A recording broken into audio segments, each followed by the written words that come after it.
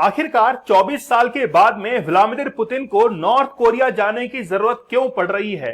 क्योंकि north Korea एक ऐसा कंट्री है जो कि बहुत आइसोलेट रहता है। वहां के जो शासक हैं किम जोंग उन, वो किसी भी देश की यात्रा नहीं करते हैं, यहां तक कि कोई भी इंटरनेशनल ट्रेड जो है वो नहीं होता है। लेकिन 24 साल के बाद में आखिरकार पुतिन को नॉर्थ कोरिया की याद कैसे आ गई है? इस लेक्चर को शुरू करने से पहले मैं सोच रहा था कि आखिरकार इसको इतिहास के उन पन्नों से शुरू किया जाए जहां से कोरिया का कोई भी नामो निशान नहीं था, जापान का उस पर कब्जा था, और फिर 1945 के बाद में धीरे धीरे यूएसए और रशिया जो है वहां पर एनक्रोचमेंट करना शुरू करते हैं।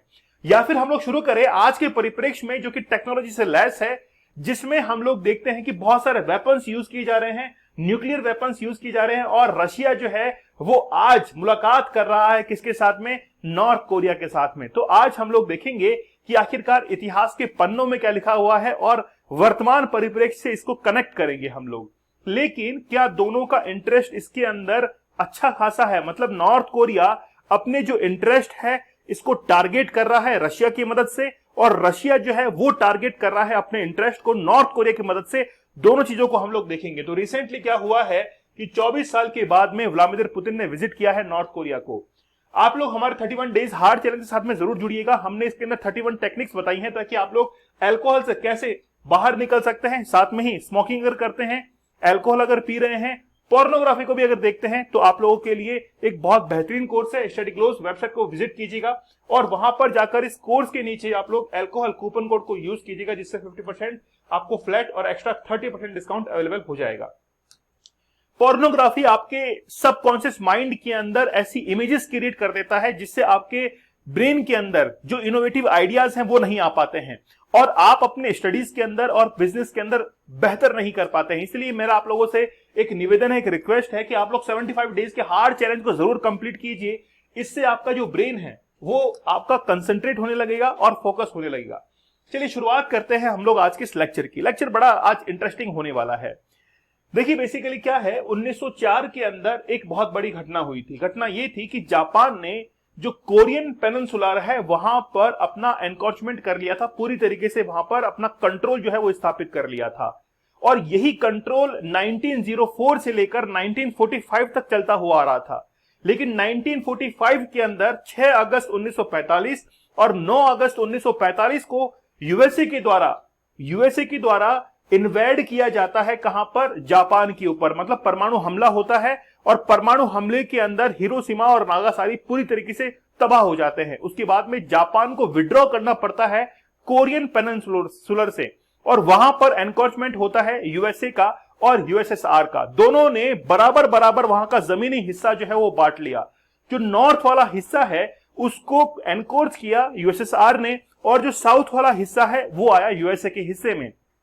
15 अगस्त 1948 को साउथ कोरिया एक ऐसा कंट्री बना जिसको बहुत अच्छे से एज ए कंट्री जो है रिकॉग्नाइज किया गया। इसीलिए 15 अगस्त को भारत और साउथ कोरिया पैरेलली जो है वो अपना इंडिपेंडेंस डे सेलिब्रेट करते हैं। तो ये तो है नॉर्थ कोरिया और साउथ कोरिया बनने की कहानी। लेकिन आज वर्तमान में क्या हुआ है? वर्तमान में ये हुआ है कि आज रशिया जो है उसको जरूरत पड़ चुकी है नॉर्थ कोरिया की, और नॉर्थ कोरिया भी अपने इंटरेस्ट जो है उसको टारगेट कर रहा है रशिया के माध्यम से। देखते हैं हुआ क्या है।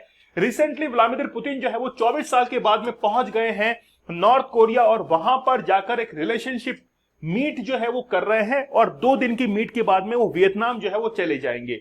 तो ये कहानी है। बेसिकली क्या है कि किम जोंग उन जो कि 2011 के अंदर अपनी सत्ता को संभालते हैं, तब से लेकर व्लादिमीर पुतिन जो है वो अलाइन है किसकी तरफ? इनकी तरफ। लेकिन ये रिलेशन जो है वो आज नए नहीं है। इनसे पहले किम जोंग इल जो कि किम जोंग उन के पिता है, उनसे भी बहुत अच्छे डिप्लोमेटिक रिलेशन जो है वो मेंटेन कर चुके हैं व्लादिमीर पुतिन। मतलब रिलेशन काफी पुराने हैं, और इन रिलेशंस को हम लोग इस बिहाफ पर देख सकते हैं कि 2012 के अंदर जो नॉर्थ कोरिया के ऊपर जितना भी डेट था उसको पूरी तरीके से राइट ऑफ कर दिया गया था रशिया के द्वारा। मतलब जितना भी कर्ज था नॉर्थ कोरिया के ऊपर उसको पूरी तरीके से माफ कर दिया था। जैसे आज हमारे भारत के अंदर होता है कि किसानों का कर्ज माफ कर दिया जाता है, उसी तरीके से रशिया ने 2012 के अंदर नॉर्थ कोरिया के ऊपर जितना भी कर्ज था लगभग $11 बिलियन का, उसको पूरी तरीके से माफ कर दिया था। इसीलिए हम लोग कह सकते हैं कि बहुत लंबे समय से ये रिलेशन जो है वो मेंटेन किए जा रहे हैं। सबसे पहले हम लोग मैप के अंदर देखेंगे कि आखिरकार ये लोकेशन कहां पर है। आप लोग देखेंगे कि ये तो पूरा का पूरा रशिया है, उसके बाद में दो एक छोटे छोटे कंट्री हैं, ये है नॉर्थ कोरिया और यहां पर नीचे है साउथ कोरिया। थोड़ा सा मैप मैं आपको और नजदीक से दिखाता हूं। देखिए रशिया और नॉर्थ कोरिया जो है वो अपनी बाउंड्री को शेयर करते हैं, ठीक है। और व्लादिवोस्तोक एक ऐसा शहर है जहां पर रिसेंटली मोदी जी ने भी विजिट किया था, क्योंकि यहां पर नेचुरल रिसोर्सेस काफी हैं।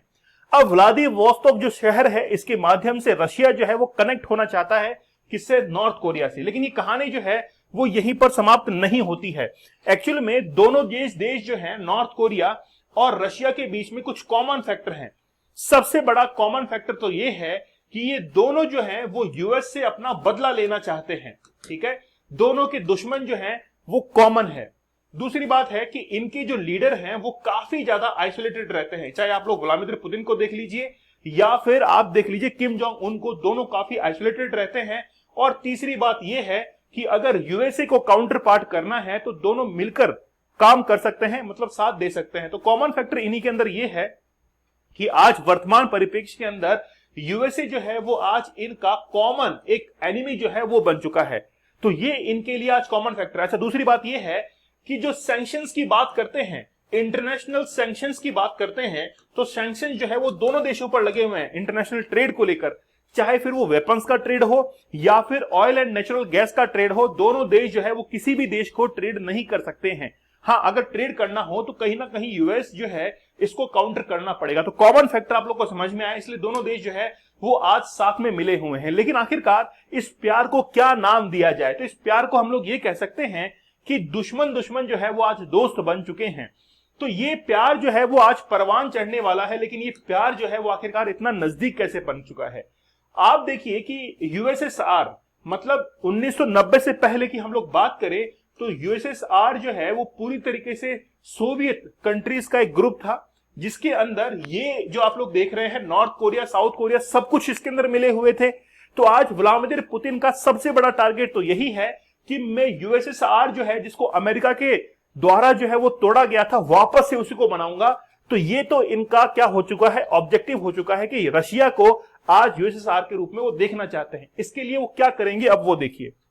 अच्छा, यहां पर नॉर्थ कोरिया को क्या क्या चाहिए? नॉर्थ कोरिया जो है वो अपने टारगेट को अचीव करना चाहता है थ्रू रशिया। सबसे पहला है कि सैटेलाइट टेक्नोलॉजी आज चाहिए किसको? नॉर्थ कोरिया को, क्योंकि वो भी अपने सैटेलाइट जो है वो अंतरिक्ष में छोड़ना चाहता है, लेकिन उसके पास में लॉन्च व्हीकल्स नहीं है। दूसरी बात, मिसाइल जो लॉन्च करना चाहता है सबमरीन से, वो टेक्नोलॉजी वो रशिया से चाहता है। फूड ग्रेन्स की कमी है नॉर्थ कोरिया के अंदर, लेकिन रशिया के अंदर भर के हैं, इसीलिए फूड ग्रेन्स के लिए वो समझौता कर रहा है। न्यूक्लियर टेक्नोलॉजी जो है वो चाहिए रशिया से। तो ये तो है नॉर्थ कोरिया जो है उसका इंटरेस्ट है साउथ कोरिया रशिया से। लेकिन रशिया आखिरकार क्या चाहता है नॉर्थ कोरिया से? वेपन्स। जैसे आप लोगों को मैंने बताया कि 50 लाख जो आर्टिलरी शेल है वो रशिया को दिए गए थे जिस समय रशिया और यूक्रेन का वॉर था। तो उसी क्रम के अंदर आज जो पुराने ट्रेडिशनल जो हथियार थे वो आज नॉर्थ कोरिया के पास में है और रशिया जो है उन्हीं हथियारों को चाहता है। दूसरी बात, लॉन्ग टर्म सपोर्ट चाहता है।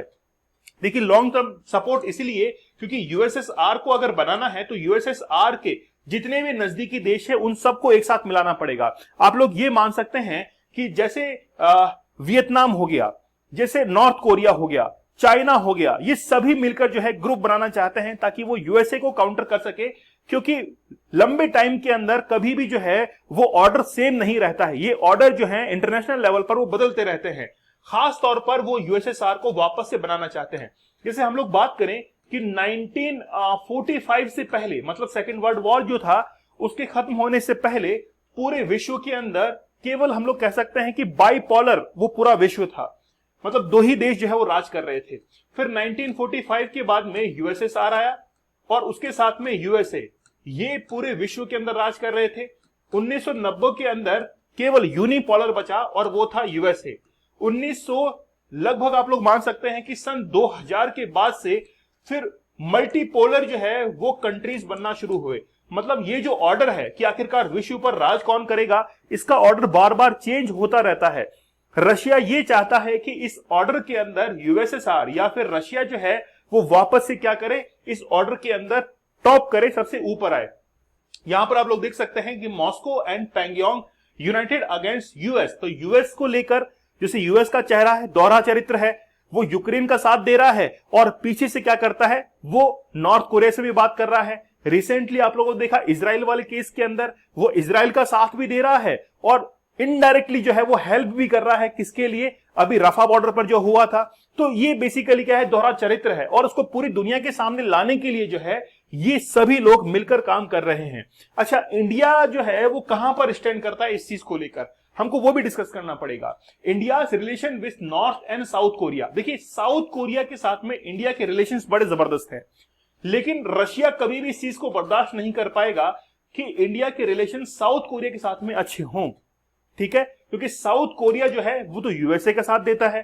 तो यहां पर अगर हम लोग मई 2015 की बात करें तो bilateral relationship with South Korea was upgraded to special strategic partnership. तो भारत और साउथ कोरिया के बीच में मई 2015 के अंदर स्ट्रेटेजिक पार्टनरशिप हुई और खास तौर पर बहुत सारे जो एग्रीमेंट है वो भी किए गए थे। साउथ कोरिया सदर्न पॉलिसी के बारे में बात करें, इंडिया एक्ट ईस्ट पॉलिसी के बारे में बात करें, नॉर्थ कोरिया फॉर यानी कि 47 साल तक जो है वो अगले एग्रीमेंट को एक्सटेंड भी किया गया था। तो मेनली क्या है, साउथ कोरिया और इंडिया के रिलेशंस बड़े जबरदस्त हैं अगर दोनों में कंपेयर करें तो। ठीक है, नॉर्थ कोरिया के साथ में भी हमारे रिलेशन बिगड़े नहीं है लेकिन उतने अच्छे भी नहीं हैं। ठीक है, तो साउथ कोरिया जो है वो आज भारत के साथ में बना हुआ है।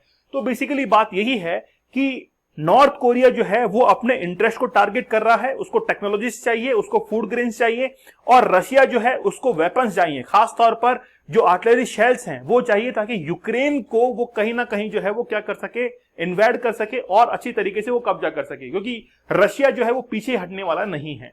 आप लोगों की क्या राय है कि वाकई में वर्ल्ड वॉर 3 जो है वो कब तक स्टार्ट हो सकता है? अगर हो चुका है तो मुझे आप लोग कमेंट सेक्शन में जरूर बताइएगा। आप लोग हमारे 31 डेज हार्ड चैलेंज साथ में जरूर जुड़िएगा कि आखिरकार अल्कोहल से कैसे आप लोग क्विट कर सकते हैं। इसमें हम लोगों ने 31 टेक्निक्स बताई हैं।